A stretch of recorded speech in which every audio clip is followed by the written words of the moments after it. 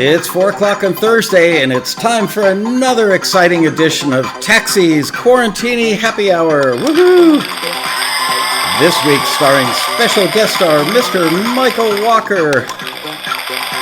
And welcome everybody.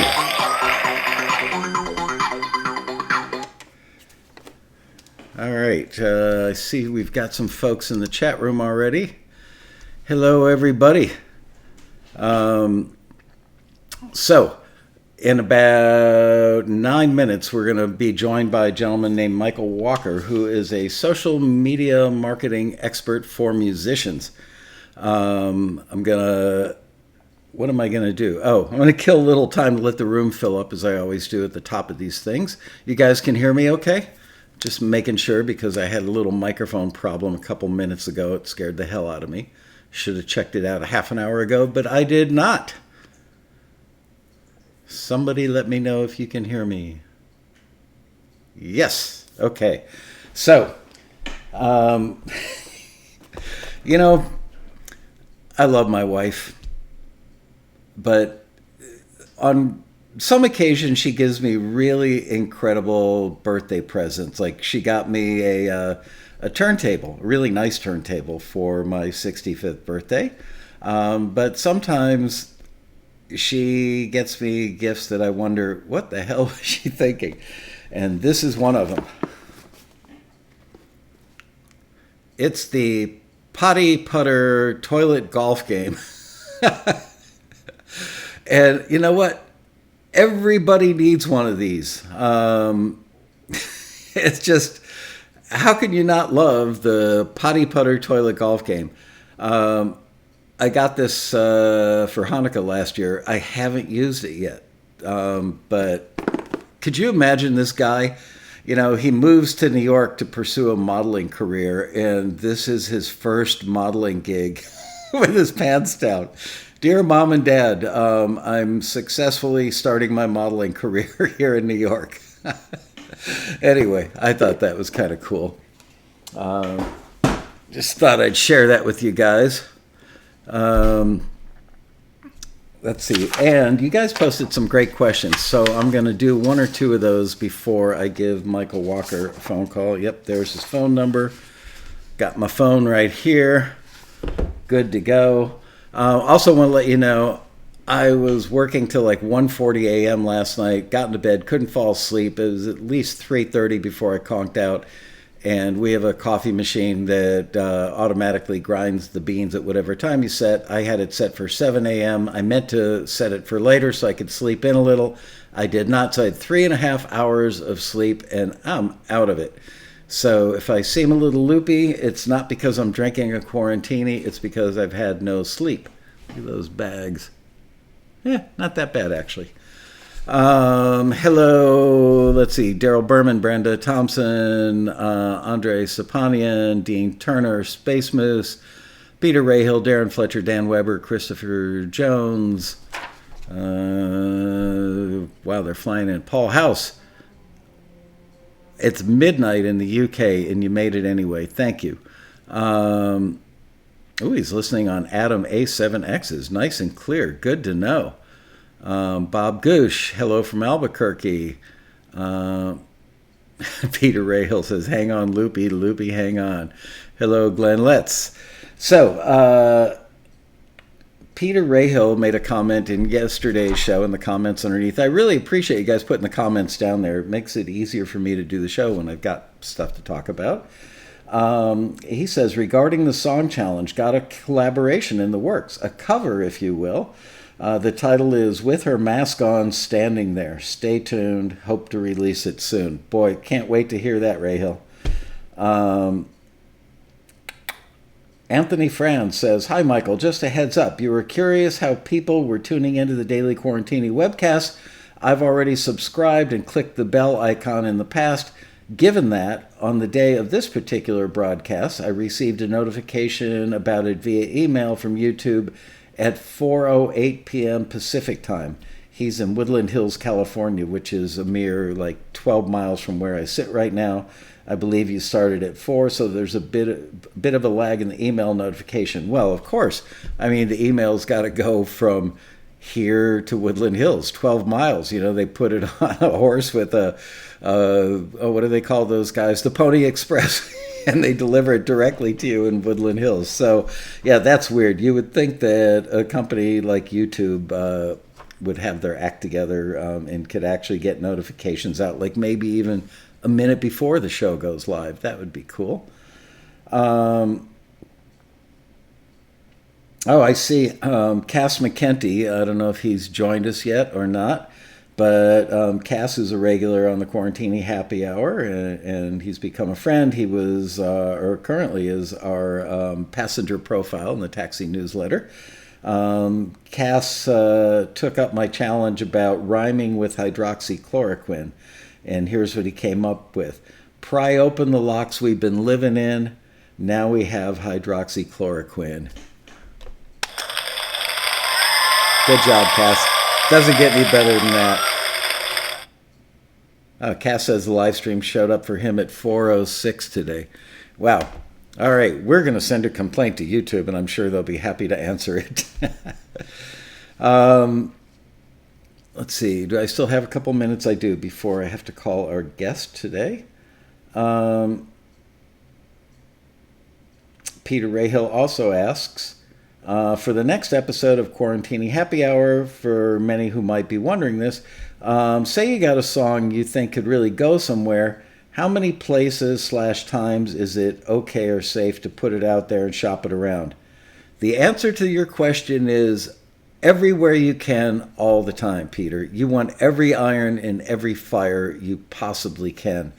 That's just, there's nothing more to add to that. That's it, buddy. And one more question before we call our guest. Brad Gray asked, thanks for these Quarantini Happy Hour sessions. Quick question with regards to listings, taxi listings, I would imagine he's asking. When they're asking for a reimagined hit song, do you have to get permission to use it first, or do you work with the publisher to secure that permission afterwards? I'm assuming it's afterwards and they would help you with that, but that's just an assumption. Actually, it's the publisher or the music library, let's say, that asks for the reimagined versions. Because it's fair use, the song's already been out there in the public. There's another word for that, but I can't think of it because I'm a little dopey today. You don't have to worry about anything. You just take that song, make your new master, and the library will reach out to the original publisher and take care of any of that stuff that needs to be done. There are a few people who don't like to have their stuff covered. I want to say Neil Young is one of them. I can't remember who the others are, and that was information from years ago. Maybe times have changed. I don't know. And let's see. Hello, Greg Carosa, Robbie Hancock. Greg Utech says, hey, Michael, any Gopher stories tonight? No, actually, I just right before the show went out into the backyard and looked for any new gopher mounds with dark, fresh dirt, and not a one. So hopefully, they say a gopher takes over a 40 square foot space and calls it his own. So I would say the two that have been relocated might be the only two that were out there working the yard. Now, the thing that I have found out is that once they're gone, other gophers will move in and take over their tunnels. So the traps are still out there, and should I see any fresh mounds, I will pursue the interlopers with great zeal and take my gopher hawk and stick it in the ground right next to their new holes and see what we come up with, and I promise to keep you posted. All right. There were one more question from John Pearson in here, and I'll save that till after we talk with our guest today. Darren Moss, ask me that question after we get done with our guest, because that's a good one. Magic button that could get all taxi members to do something to have more success. What would that magic button be? I can think of a couple, but yeah, let me answer it after I call our guest, because I'm now a minute late. Okay, telephone.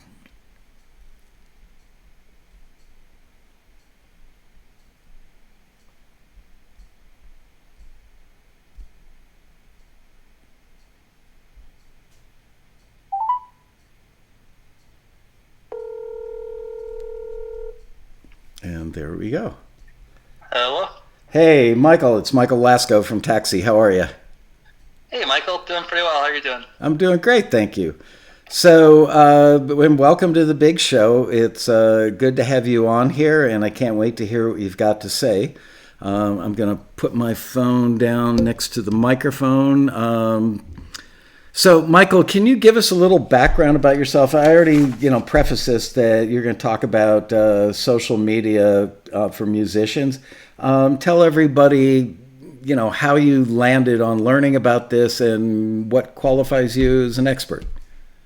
Sure. So, first of all, thanks for having me. I'm honored to be on here, and I appreciate you having me on there. So, thanks. I toured with my band Paradise Fears full time for about 8 years out of high school, and about 2 years ago, was starting to think about having kids and starting my family. And at the time, I was touring for about 10 months out of the year, and was kind of struggling, trying to figure out how am I going to provide for my family without traveling most of the year.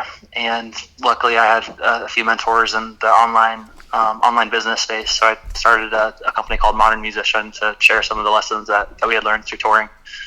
And we had gotten to a point where we were independent, and we started in a very small town, but we got to a point where we released an album that hit number 2 on iTunes and got about 17 million views on YouTube. So we're in like a little bit, but definitely when I wanted to transition from touring full time, I wasn't sure how I was going to do that, since our livelihood really kind of came from touring. So now I mostly focus on using social media and how to tour successfully, and kind of how to start from the ground up as a new artist and develop a fan base. So where are you living? I'm in Orlando, Florida. Oh, okay. Because the number I called, I think, said North Dakota or South Dakota. Is that where you grew up? Yep. We grew up in Vermillion, South Dakota, which is like one of the best places in the world for the music industry. Huge music presence there. just kidding, obviously. But I moved down to Orlando, and I met my wife on tour down in Florida. And she's a huge Disney World fan, so we ended up moving pretty close to Disney World. My daughter and son-in-law live in Orlando, and he is an executive at Universal Theme Parks. He's kind of like part of the team that is the equivalent of the Imagineers at Disney. He can never tell me, I think. Seriously, I think he's more secretive than people in the CIA. Maybe there's a little bit of a cross connection there. Maybe there's some CIA work with the yeah, there Universal you go. group. The CIA ride at Universal, you get on the ride, you don't come out the other end, and they never find the body. So how long were you touring? So we toured for about 8 years, full time out of high school. That was basically like the only thing that I did out of high school, So afterwards, when I was figuring out what was next, there was a period of transition where I was really kind of struggling. I was trying to figure out what is next, and luckily there's an amazing world with information and being able to share expertise. You brought up something interesting that I've mentioned many times, and I'm sure you know who Ari Herstand is, right? Definitely. Okay, so for those of you who may not know, he's a big proponent of musicians getting out there and playing live and promoting their shows and everything. He's got a big following and seems to know what he's doing. And there are several friends of mine in the industry that I've encountered over the years. And they tour. And I always want to know, gee, well, you guys, that's great when you're 20. It's great when you're 30. It might even be great when you're 40. But at some point, many people, not all, but many get married and many start a family. And man, oh man, if I were a married guy or gal with a family at home, I would not want to be out on the road touring. I would come to the same exact realization that you apparently did. And I'm really happy to hear that you recognize that your family was more important than being out on the road, as fun as that can be and rewarding, I'm sure. And you figured out a way to stay home and do something else that could bring in income, keep you involved in the industry, and spread what you've learned. So good going on that. How long Thanks, have man. I appreciate that. How long have you been working off the road now and doing this? So it's been about 2 years since I started this new business, and the first year was me just kind of scrambling and trying to learn how to swim. Basically, I was like in the deep end of the pool and didn't really know how to swim, so I had kind of flapped my wings wildly, and I was able to at the end of that first year start to really gain traction. And so it's been 2 years, but probably about a year really kind of hitting the ground running with it. And how did you accumulate the knowledge that you are now passing down to other musicians? I think a good chunk of it came from touring full time for about 8 years, and with our band, we learned a lot of lessons through the school of hard knocks. Through like when we first started booking our own shows, we worked really hard to book them, and then 2 or 3 people would come out, and we kind of realized that wasn't working and it wasn't sustainable. We played a lot of shows to the bartender in the back of the room, and kind of learned the hard way that it's really important to build an audience first, to build a fan base and connect with people, and through a lot of hard work and perseverance and learning a lot of different lessons the hard way, we're able to kind of reach that point where we were able to tour with a lot of our favorite bands and to build up a really really dedicated fan base and really connect with a lot of amazing people. So I think a big chunk of what I teach now kind of came from that experience. But also, probably just as big of a chunk, honestly, came in the last couple of years, because there was kind of a new skill set that I had to learn. And I think it's probably a little bit more cutting edge in terms of the current landscape of things, and using digital marketing and using paid traffic and Facebook and Instagram advertising and building funnels. And that was a skill set that I learned mostly after we stopped touring full time. Honestly, it was something that I developed around building my business. That's really when I kind of learned how to use paid traffic. And that's a lot of what we teach our clients now is how to actually use Facebook and Instagram advertising and to build a funnel around it. So I'd say it's probably about a 50-50 mix with the old grassroots connection, building a tribe, building, kind of experience from touring with Paradise Fears, and then about 50% from building my own business using digital marketing and doing paid traffic and funnel building and a bunch of geeky stuff. Tell everybody what a funnel is. I'm pretty sure that most of the people watching the show don't actually know that term. So a funnel, marketing in general, whether people realize it or not, if you are building a successful business or a successful music career, you're building an audience, there's some sort of funnel that's happening. And basically the idea is that, the shape of a funnel, it's kind of big at the top and then it kind of gets smaller as it goes down. And in terms of the way that you build your business or the way that you build an audience, the general principle is that at the top of the funnel there's people who don't know who you are. There's a lot of people who don't know who you are. Most of the world doesn't know who you are, but there is a target audience. There's people who they haven't heard of you, but if they did hear about you, they would really connect with you and they would resonate with you. And so generally a funnel is at the very first step, the top step, that's kind of the wider end of the funnel, is about putting yourself in front of those people who haven't heard of you, but they would connect with you if they had heard of you, kind of bringing them into your world. And then the next step of a funnel is basically it kind of gets smaller. So a certain portion of those people, they're going to connect with you and they're going to kind of take a next step to kind of come closer to you. And usually with the process of a funnel, you're delivering value. And the idea is that through delivering value, you kind of pull in people, and over time, the number gets smaller and smaller, but but you're making different offers to those people, and there's different price points for those. So maybe if you're a musician, then a funnel might look like, the top of the funnel is you say, hey, if you're a fan of this band or this band, I think you might like my music. Click here to check out the song. So how do you? Step of the funnel. Sorry to interrupt you, but how do you identify those people, and how do you get that message to them? So I would recommend when you're starting out to just make a list of some of your favorite artists or some of the people you're influenced by, or some of maybe the bands that you'd like to tour with. And using Facebook and Instagram advertising, and you can Google and find Facebook. They want you to spend money on them, so they'll tell you how to use their systems. But it's really advanced, how effectively you can target audiences, because online, they like the pages on Facebook and Instagram, and they'll kind of interact with things, and so they know you can do targeting based on specific artists. So that's how you can kind of target them first. So you kind of figure out, well, who do I sound like? Who do people tell me I sound like? Who do I think would enjoy my music?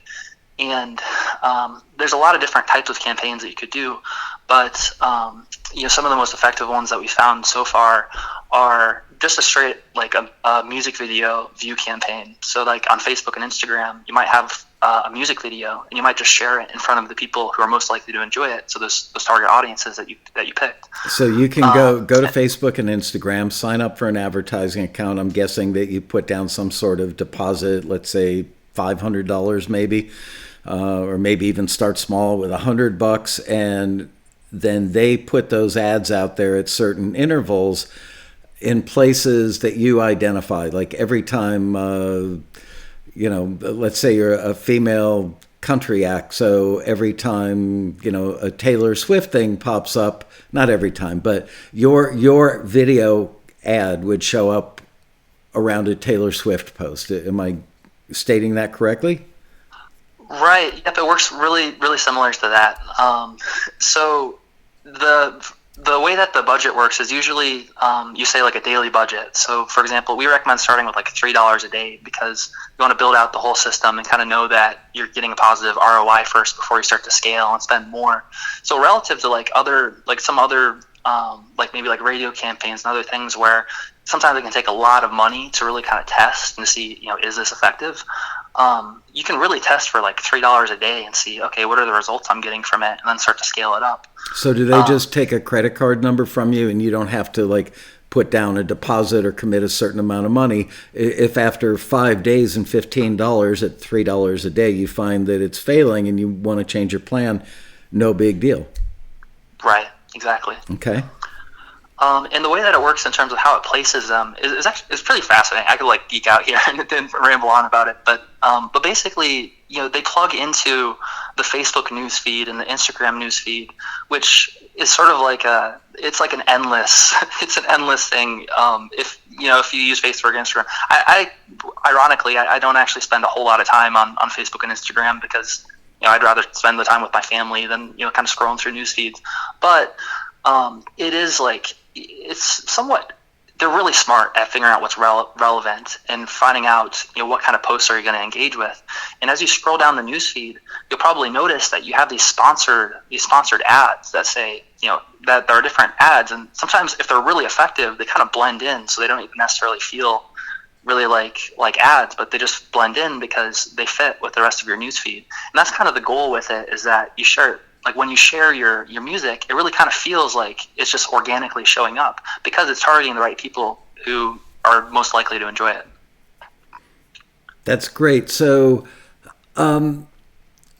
most musicians that I've met in my very long career, I think I've been in the industry probably considerably longer than you've maybe even been alive. I'm a little embarrassed to say that. And I've known just thousands upon thousands of musicians over my career.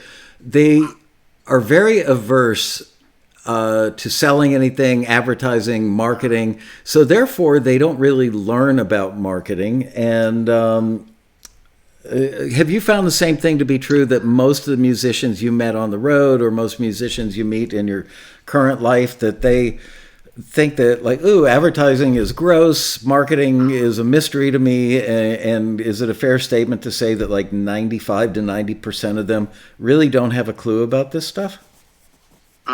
Yeah, I think absolutely. I think you're hitting on a really solid point there, and it's kind of our challenge and also an opportunity, I think, for us to present it and kind of shed a light on it, because I think the reason that a lot of artists or a lot of musicians kind of have a bad taste in their mouth for marketing or for sales is because when you think of a salesperson or marketing, a lot of times what it comes to mind is like some sort of slimy salesperson who's trying to manipulate you to do something that's not really in your best interest, that's like selfish.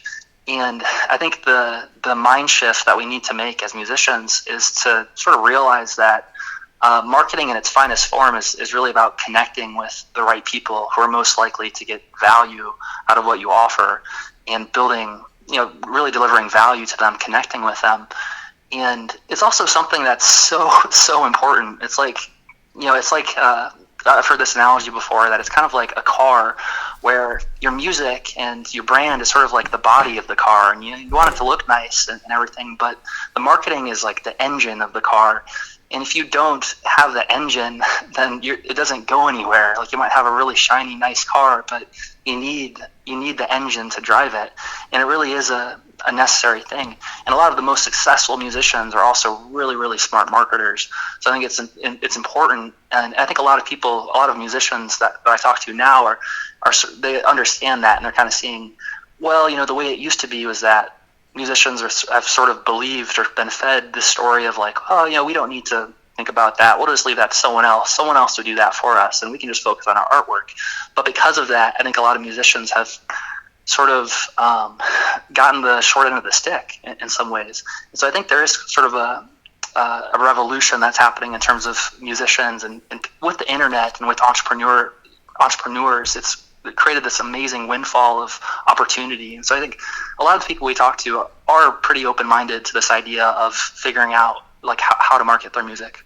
And how do you reach out to them? Through Facebook and Instagram advertising? And that's your like sole top of your funnel? Yeah, for us, like 99% of all of our business right now is just driven from Facebook and Instagram advertising, and really through like a couple of campaigns that we're running. One thing for us that I think is a gap is, and I also think this is really important for musicians too, is building more organic, like having a nurturing sequence, or having like a YouTube presence or a channel where you consistently release something new and deliver more value. For us, I think that's a gap, because we have this paid traffic system, and we're spending tens of thousands of dollars a month on Facebook and Instagram, and it's working really, really well. But once people are kind of in our world, I think that we could do a better job of connecting with them more and delivering more content. Really, we have like a free workshop, which is really valuable, and people who come in are like, say that it's really, really valuable. But then I think we could do a better job of communicating more with people after they join our audience. So that's one thing for us that we're also kind of working on right now, is starting to build a YouTube presence. Tell everybody where they can take the free workshop.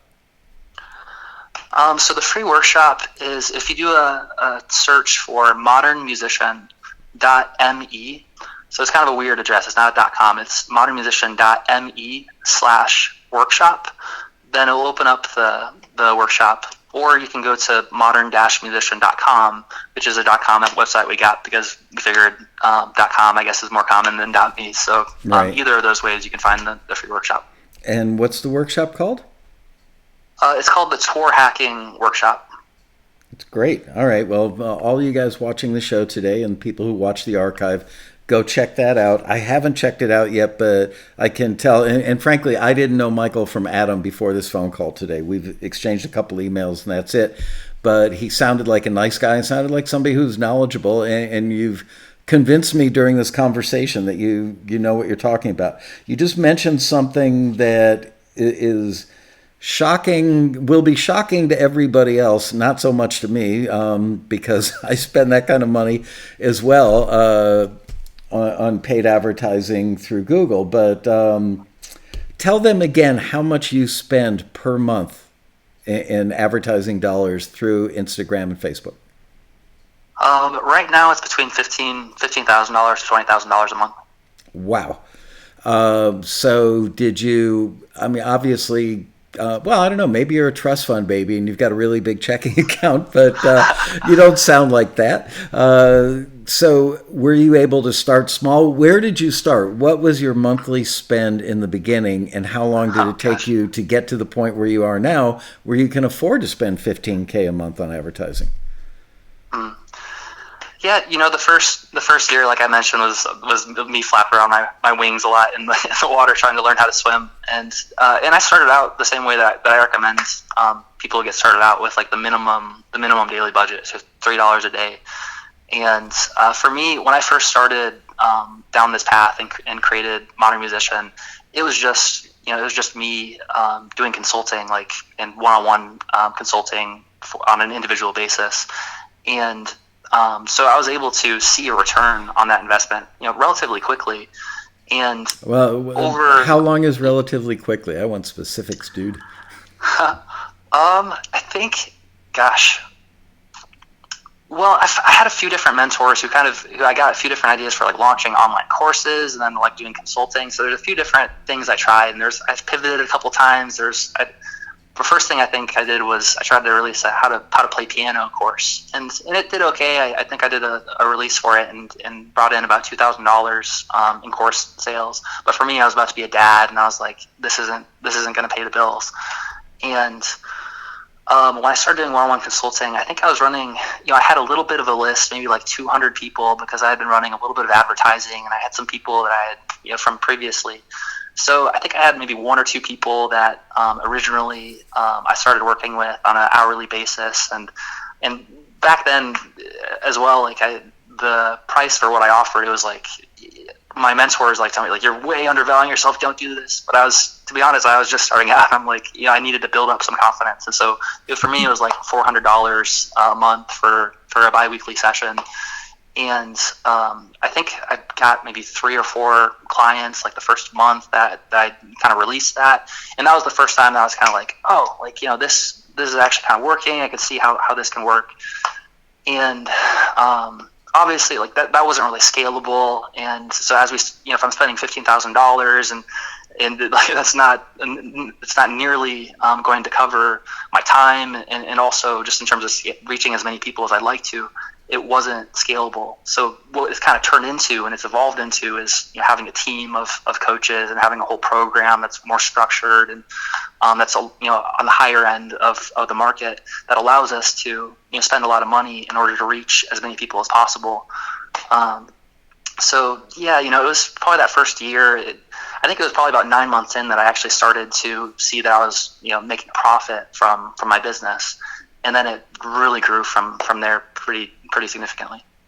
Wow, that's impressive, and hats off to you for not chickening out. 9 months, like to a lot of people, that's an eternity. And I remember when I started Taxi, man, that first year and a half was painful. Every time a $300 check for a membership came in, I'd run right down to the bank and deposit it. Number one, because I worked out of my house, and it was so I felt so isolated. It was great to even talk to a bank teller, if you can believe that. And number two, we were just barely squeaking by. I've told the story many times on Taxi TV episodes, but my wife and I couldn't afford to pay the rent and buy groceries like in the same week or the same month. We were really, really, really broke. And people often ask me, why is Taxi successful? Because I just kept saying to myself that there is no plan B. I've got to do this. I'm going to make this work. And it wasn't sort of like a false belief in myself. It was a desperate belief. If this didn't work, I would have to go get a job working for somebody again, and I didn't want to do that. So, the fact that you hung in there for 9 months before you saw positive ROI tells me a lot about you as a person, and it also tells me a lot about your wife. Your family members play a big role in this. For those of you watching the show that have family members, they suffer right along with you, and it would be really hard to pull off something like Taxi or something like Michael's company without the support of your spouse or your kids or your parents or your friends going, come on, dude, you can do this. So please take a moment to give your wife a hug from me. Well, maybe not social distancing. That's your wife. Anyway, give her a hug from me and just say somebody is out there who appreciates the fact that you didn't divorce him and leave town when he was launching this. Absolutely. Yeah, no, that's a really good point. Those first 9 months were really tough, and I have so much appreciation for my wife, and it wasn't easy, and it took a lot of belief to keep going, even for, there was a lot of self-doubt, and I still, it never, like, problems never go away, right? There's always kind of the next thing, but especially like in those first 9 months, she was a rock for me, and she and my son, and now we have a daughter on the way, and wow. They're 100%, like, they're the thing that drives me more than anything, and I appreciate them so much for it. That's awesome. Well, I look forward to meeting you in person someday. The next time my wife and I go to Orlando to visit our grandsons and my daughter and son-in-law, I'll reach out to you so we can get together and go out and grab a pizza or something. Also, I would love that. That'd be great. We're about 10 minutes away from Disney World. Oh, okay. They live in College Park, so probably not that far, right? Like a half hour? Yeah, College Park. So I'm not a native Orlando, Florida resident, so let me see how far away that is. College Park is... It's amazing that I can just pull up, like, Google on my computer right now and find this in 2 seconds. I know. Yeah, it looks like it's about 20-25 minutes away from us. Great. Okay, well, that's a promise. Next time Deb and I are heading to Orlando, I will blow off my family members and come and see you. One last question. I have read, Taxi was going to go under in the first year. I started as an online-only company on AOL, and I was way early on that. AOL only had 100,000 members at the time, so I'm guessing a very small percentage of those were musicians. And I started reading marketing books. I just figured I had the greatest idea in the world. Everybody would want to use it, and I quickly learned that I desperately needed to know a lot about marketing. So I started reading marketing books. Every minute that I wasn't working, I was reading marketing books. And I'm almost embarrassed to say that I've read about 800 of them since I started the company. I've slowed down my pace a little now because they have become somewhat redundant, but I tried to average a marketing book a week. Are there any books that you've read that you want to recommend to your fellow musicians who are watching the show today? Oh, man. Or are you, because you're younger, have you learned everything online and never bought a book in your life? Yeah, what are books again? No. Yeah, lots of so many great books. If I had to kind of point to a couple, I mean, one that maybe not everyone has read that really I like to come back to every couple of years or so, that every time I do, I kind of find another, like, more energy, and it kind of, I don't know, it just focuses me in a really positive way, is the book Think and Grow Rich by Napoleon Hill. I'm going to state that again because you broke up a little bit. Think and Grow Rich, which I think by Napoleon Hill, I think every single person who's ever marketed anything has probably read that book. And yeah, it's a classic, and everybody should, like, reread that book every 2 years would be my recommendation. It's great. Have you ever read any stuff by Seth Godin? Seth Godin, was he Purple Cow? Yep. Yeah, that was a really good book. Yeah, I think I've read all but one of his books. I started reading it and didn't like it, so put it back on the shelf and never touched it again. But I think I've probably read like 9 of his books. Just great stuff. All right, well, I think I'm out of questions. Tell everybody your website again so they can go check it out. And I want everybody to know, I don't get a commission from this. I'm only sending you there because I think the guy sounds like he knows what he's talking about, and he sounds like a good, honest guy. Oops, dropped my pen. And you should go check it out. So go ahead, Michael. Tell them your website. Sure. So it's modern-musician.com. Great. All right, Bria will put that up in the chat. so that everybody can see it. I think she already did it once, but she'll put it in there. There it is, modernmusician.com. Michael, it's been a pleasure speaking with you. Congratulations. It takes one to know one, and I know how you've worked a lot of 12 to 16-hour days, and the fact that you've maintained a strong relationship with your family says a lot about your character. I love to see good people win, so congratulations. Thanks for joining us today, and I'll see you in Orlando when it's safe to fly again. Thanks, man. Again, thank you so much for having me. I appreciate it, and right back at you. It was great having this conversation with you, and I feel like I can kind of sense, even though it's just on a phone call, I can sense your heart through the call. So I appreciate you having me on. Thank you. All right. I will talk to you sometime in the future. Thanks again for joining us. Michael Walker, ladies and gentlemen.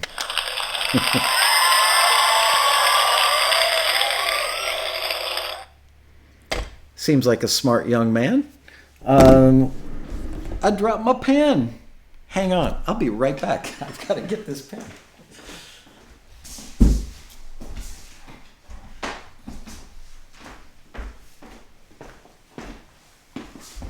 Okay. Yeah, that's the age-old problem, and it's been kind of a theme this week, and I'm going to continue the theme tomorrow at 5 o'clock. I saw you guys talking in the chat about the Warrant drummer, Bobby Borg, and he was, in fact, do you know, one time we actually had two former drummers from the band Warrant that were both screeners at Taxi at the same time. What a small world. Anyway, Bobby Borg is intense in a good way. He's been a touring musician. He's written, actually, I've got his books. I actually brought them home when we closed the office in, where the hell did they go? There they are.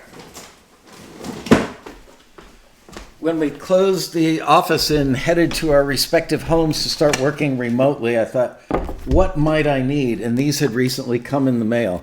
So these are second editions of Bobby Borg's books that are Business Basics for Musician is a classic. I actually read the first edition. I haven't read the second edition yet. Andre Stepanian says, do members get a hoodie? I'll talk to you about this hoodie in a moment. And the other one is Music Marketing for the DIY Musician, second edition. So, second editions oftentimes really aren't that much better than the first edition, but the publisher wants you to put out a second edition. Well, marketing changes, and it changes pretty rapidly in the world of the internet. So Bobby did updated versions of these books, and when they came in the mail, I don't know, maybe 2 weeks before we started working remotely, I did spend about a half an hour in each book and went through and tried to identify the stuff that was new from the first editions, and found quite a bit of stuff. So check out those books. And now I would like to tackle a subject that was one of the questions that was posted by none other than John Pearson, who I just spoke to on the phone about an hour and a half ago.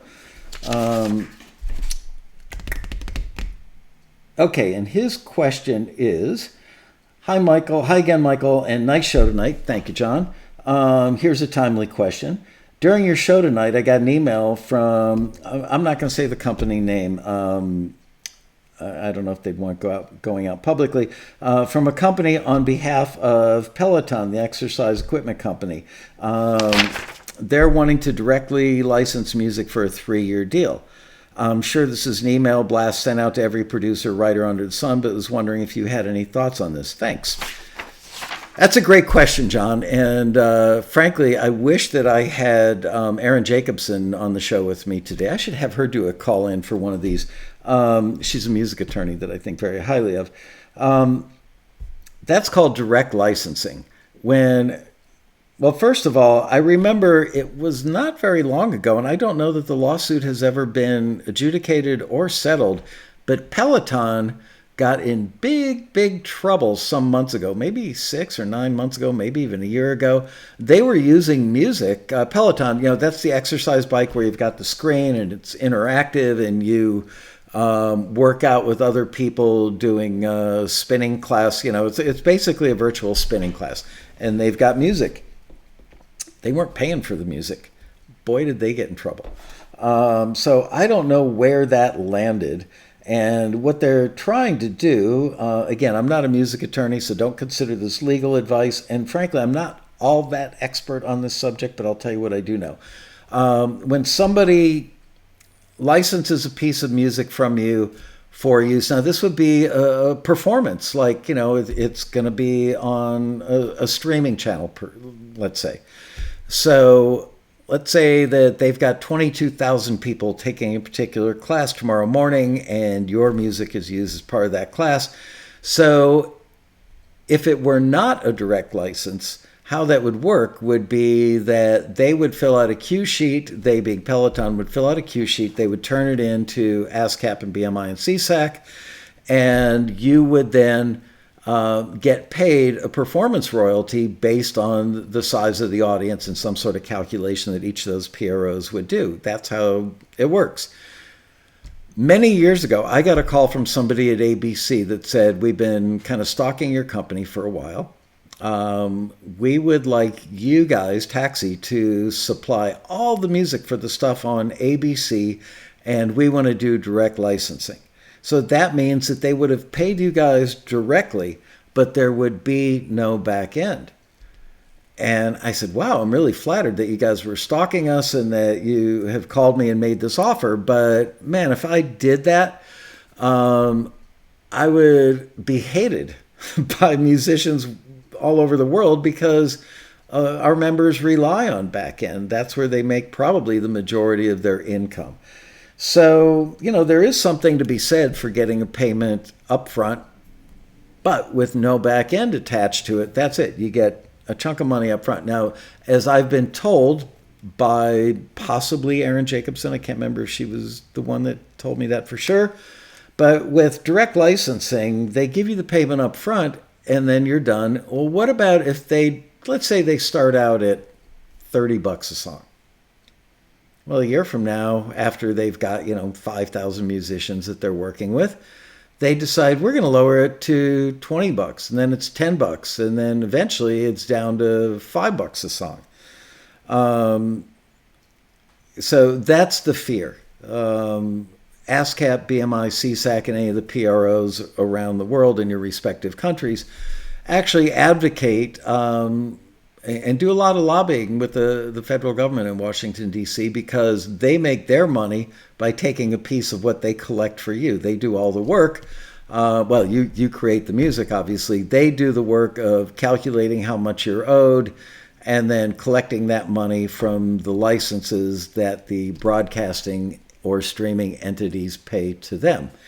So you're on your own. When you're doing direct licensing, you don't have anybody that's going to Washington and advocating to set whatever those performance rates are.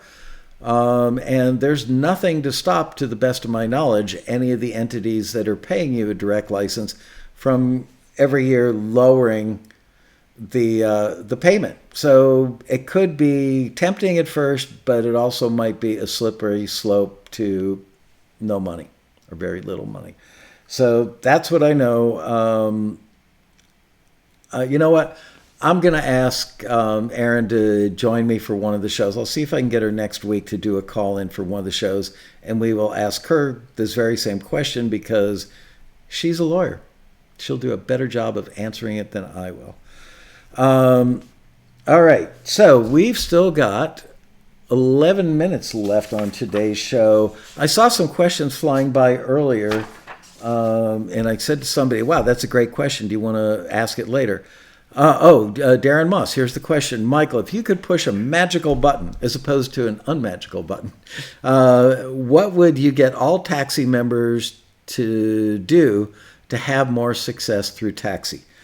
Let me think about this. Button number one would be to do the actual work.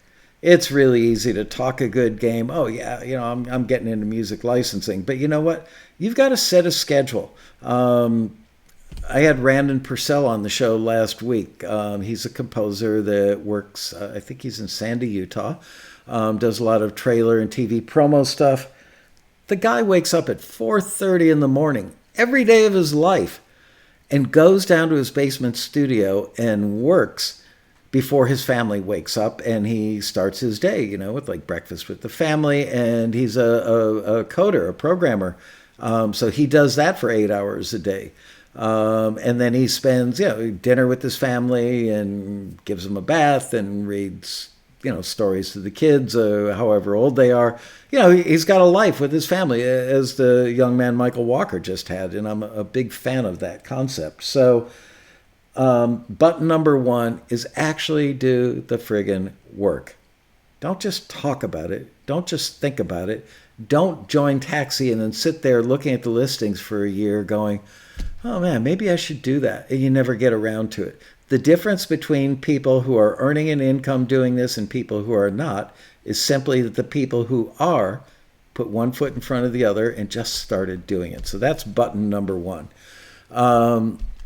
Button number 2 would be watch Taxi TV, come to the Road Rally, go on the forum, and read every book you can get about how the industry works. Get to know, like my ears tickling. What's a normal? There are a range of music library contracts. You need to know what the typical terms are in that range of deals.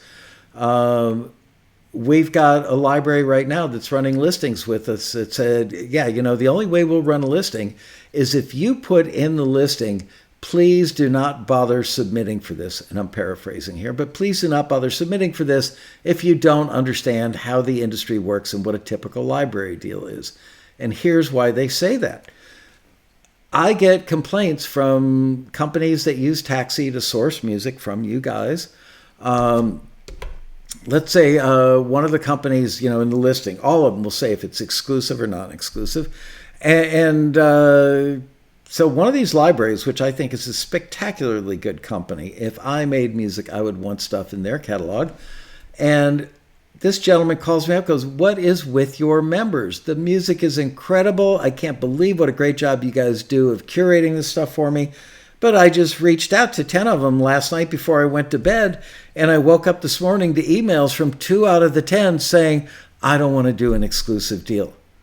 And his response to that was, then why did you submit music to a listing that had the word exclusive in it 2 times and in all caps? I don't know. So now this gentleman has wasted his time listening to their music, making notes about it, following up, emailing this member, only to get attitude from the member. It's like, why are you even calling me? I wouldn't do an exclusive deal. Well, dude, you submitted your music for an exclusive listing. So that is button number 2. Button number 3, and now I'm speaking in terms of licensing music, mostly for television, and that is watch a lot of television and make notes about the music. You have the greatest university in the world staring you in the face from your flat screen TV every single day of your life. You want to know how to make the right kind of music? Watch TV and make notes about the music they're using. I'm flabbergasted that people don't do that. Yet I know people in the industry who are industry professionals, not library owners, but I've met people who say, oh, yeah, I don't watch TV. I cut the cord with my cable. I only watch stuff streaming now, and I don't watch that much. I read a lot. Well, that's great. I'm glad that you read books. I read books. I get it. But that's like saying, I want to design the new Corvette. But I never look at any cars. I never make notes about auto body design. I've not looked at any past Corvettes. I've not looked at mock-ups that other car designers are putting out there. I just live in my own little, cloistered world, and I think I'd be really good at designing the next Corvette, and therefore you should love my designs. I'm speechless. So there you go. There's my 3 buttons. Anybody else have a question? Let's see. We have, 5 minutes left. Brad Gray says he hears music now differently now that he's joined Taxi. Paul House asks, is there a checklist of things we should do to not look stupid and be prepared for success? Workflow. Yeah, this is just from the top of my head, but first of all, read the listing twice before you create any music or make a submission. Second thing is read the listing again when you're done with the piece of music and see if it actually checks off most of the boxes that, and I'm saying check boxes figuratively. Does it include most of the things that the listing asks for? That's number one. Number two, if somebody from the industry reaches out to you, don't do what apparently a lot of people do, which is they don't respond. So finally, a deal walks into their life. You've been waiting for this your whole life. Somebody reaches out to you and you don't respond. And when I query taxi members, I got a call last night from a music supervisor, music library owner, and they sent you 2 emails. You didn't respond. Why not? Because I was afraid they would try to screw me. So if part of your checklist is know what the norms are in the industry, you would know if they're trying to screw you, first of all. Second of all, if the relationship came through taxi, they're not going to try to screw you. So that's number 2 on the list. Learn how to be a professional. And part of that is responding quickly, responding with very few words. They don't want 300 words of your life story. Hey, Bob, thanks for reaching. This is your response to a library owner that reaches out with interest in some music you've sent. Hey, Bob, thanks for reaching out. I'm so glad you like it. Yes, I'd be interested in working with your library. Can you please send me a sample contract so I can have a look at it? There you go. That's everything you need to say. They send you the sample contract. You look it over. You either reach out to a music attorney or you reach out to your fellow members on the forum and say, these are the terms of a contract. Is this typical? Is it kosher? Boom, there you go. And get back to that person in a day or so. Hours if you can do it, but a day or so is a reasonable amount of time. Now, libraries are famous for reaching out, telling you they want to sign you, and then not getting back to you because they get so busy pitching. So then you could send a very short, very polite, very kind-hearted email that simply says, hey, Bob, thanks for sending me the contract. I sent you an email last week, but haven't heard back from you. I'm sure you're busy pitching. Hit me back when you get a chance. I'd like to conclude this deal. That's it. They don't care where you grew up, that you were in Mrs. McGillicuddy's choir class when you were in junior high, that you have relatives that make music, that you toured for 27 years.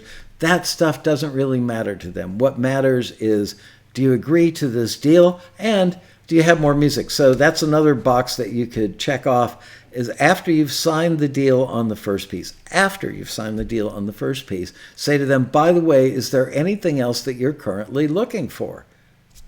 Not, I've got other music, I would love to send you a bunch of it.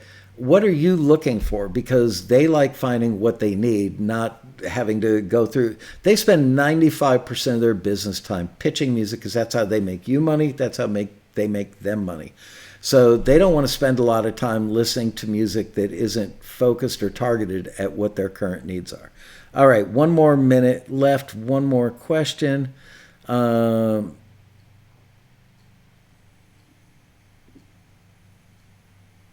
we just pay for a membership for Taxi Dispatch? If you're 100% instrumentalist like me, just a thought. I've been asking this question for a while. No, you can't. And here's why. Is frankly, we don't even tell people about Dispatch till after they've been a member for a little while. We don't want to try and upsell them until they're comfortable in the saddle of Taxi. We want them to understand how Taxi works, how the system works. And so that's why Dispatch comes along as an add-on to your membership. And frankly, are you looking at the regular listings? There are actually quite a few instrumentals in the, if instrumentals is your thing, there are always instrumentals in the regular Taxi listings, sometimes a shocking number of them. I mean, yes, it wanes and waxes, or waxes and wanes, wax on, wax off. They come and go, but there's almost always a reasonably good number, sometimes a substantially good number of listings that are instrumentals. there's a tab. There's actually, a place you can click that says instrumentals. Check it out. Ricky Allen, last question, because it's now 5 o'clock. What's the cost of a taxi membership? Is it changing? I thought I heard something the other day, maybe his old video. I've been consuming a few.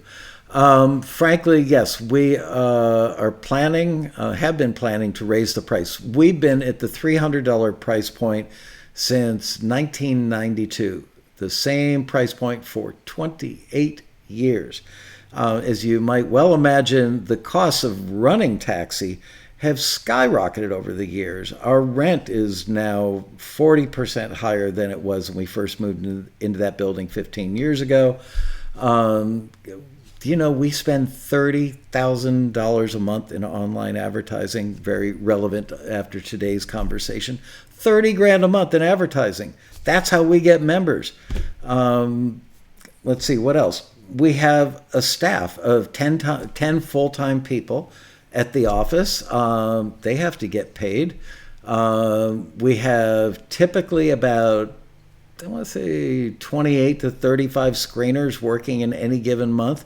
They get paid, and they get paid well. Let's see, insurance, legal, utilities. I mean, let's just say, I don't want to give out any numbers. We have competitors that watch these things. It costs a lot to run the company, and we have not raised the price. So yes, prior to COVID-19, we were getting ready to put a price increase out there. We're worth it. I mean, frankly, there are companies that cost less money, but most of you who are regulars in the chat room have probably tried them at some point. And no, the listings aren't real. The customer service sucks. I hate to sound immodest, but taxi is by far the gold standard in what we do. So yeah, there is a price increase coming, but COVID-19 slowed down the rollout of that. Paul House says taxi is worth every penny. Thank you, Paul. A lot of work goes into the background. Yeah, the road rally. Hello, the road rally. I can't even tell you how much work and expense goes into putting on the road rally. It's unfathomable unless you're a member of the staff.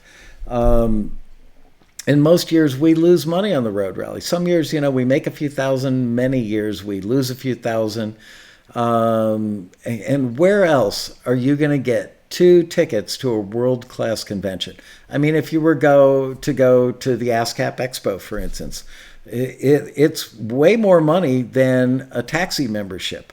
And you don't get 2 tickets, you get 1 ticket, and I think they're like $400 or $500 a pop. So even if you only join taxi to get your 2 tickets to the road rally, it'd be well worth it. So yes, a price increase is coming. So there you go. And with that, I want to bid you a fond farewell because it's now 5:03 and I do have work I need to do before the staff goes home. That's funny because they're working in their homes right now. But we will be back tomorrow. Make sure that you click the subscribe button, the red button, if you haven't clicked it already. Make sure you like this, and please make sure and give us ideas, ask other questions, give us other topic ideas for the Quarantini Happy Hour. Tomorrow we're going to do an hour of the show with just us together, so I can use a lot of great questions. And then at 5 o'clock, we're going to be joined by Bobby Borg, who's a world-class marketing instructor, teacher, professor. I love having Bobby on the show. He's somebody who I've got a tremendous amount of respect for. With that, I bid you all a fond farewell. I will see you tomorrow. Get to work, make some music. Bye-bye, you guys. Have a great night. Stay healthy, stay safe. Put those rubber gloves on, wash those hands, and for God's sake, wear a mask. Bye-bye.